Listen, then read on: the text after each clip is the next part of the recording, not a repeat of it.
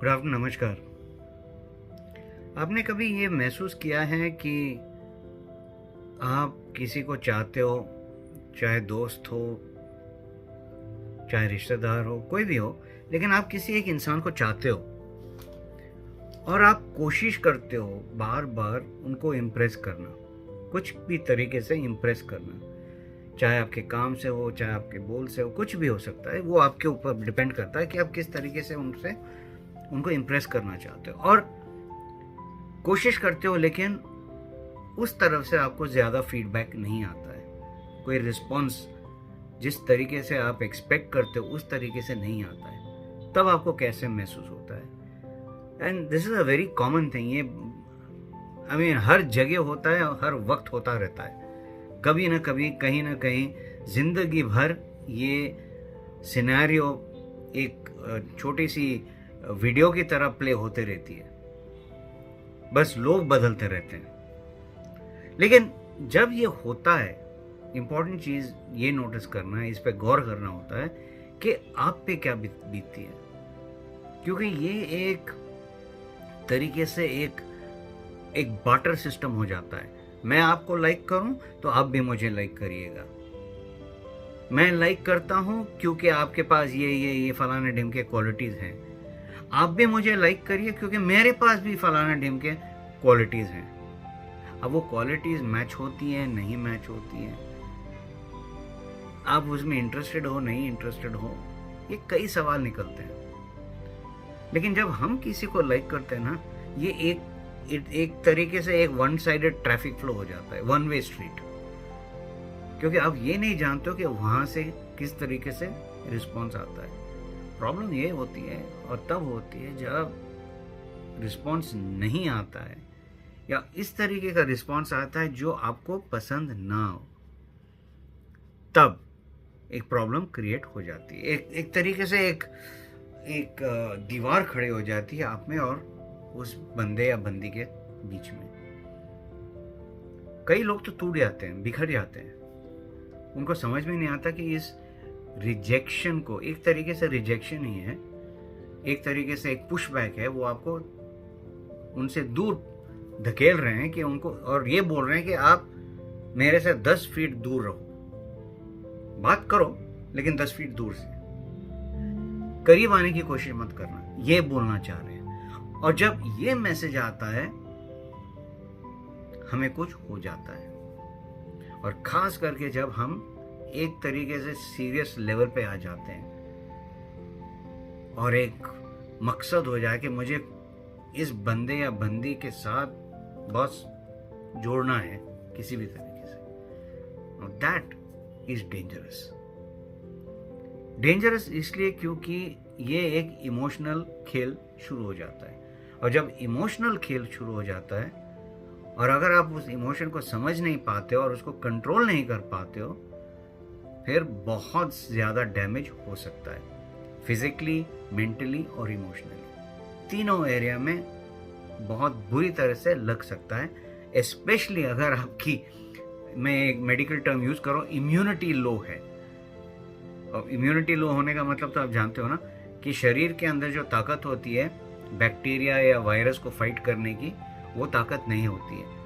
Similarly emotional immunity भी एक चीज़ होती है। अगर वो इमोशनल इम्यूनिटी स्ट्रांग नहीं है तो आप बिखर जाओगे।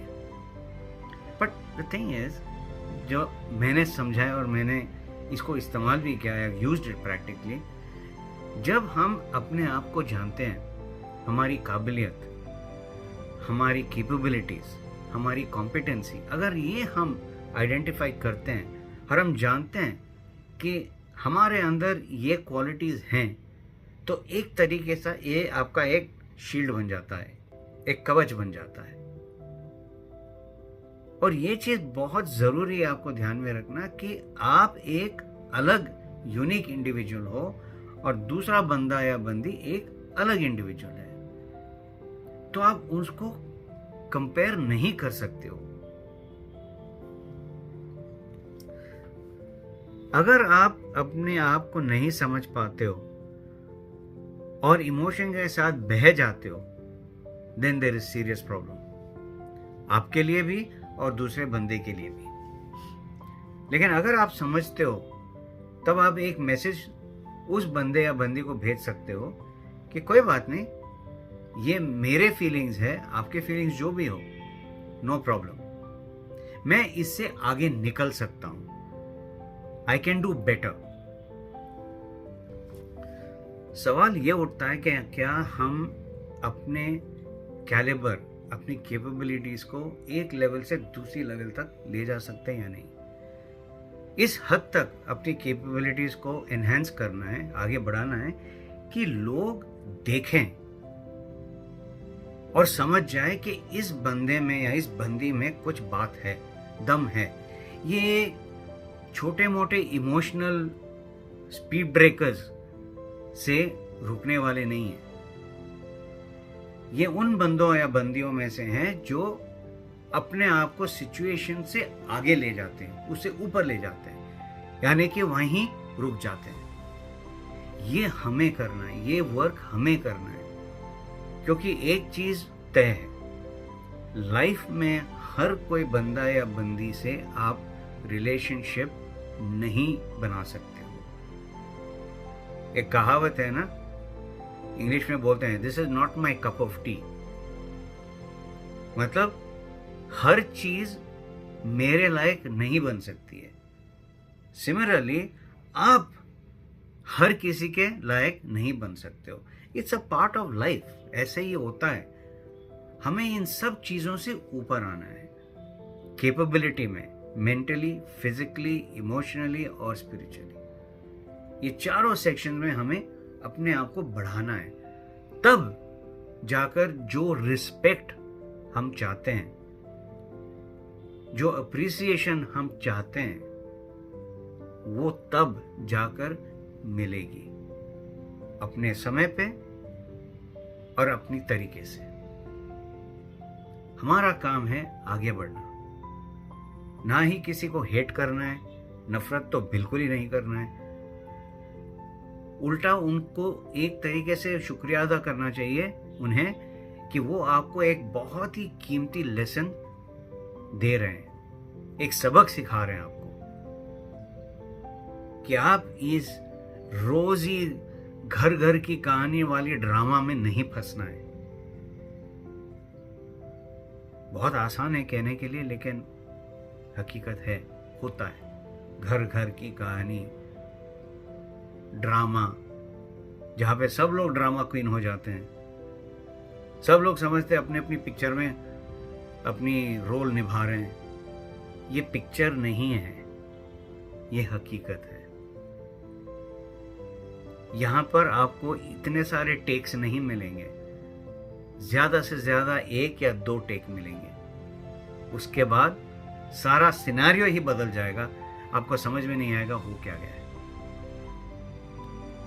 So instead of concentrating on the बाहर का सिनेमा, अपने अंदर के किरदार को समझो, अपने अंदर जो कैरेक्टर है उसका रोल क्या है उसको समझो और उस पे काम करो। बाकी सब अपने समय पे आपको जरूर आपके सामने आएगा और आपको अप्रिशिएट भी करेगा।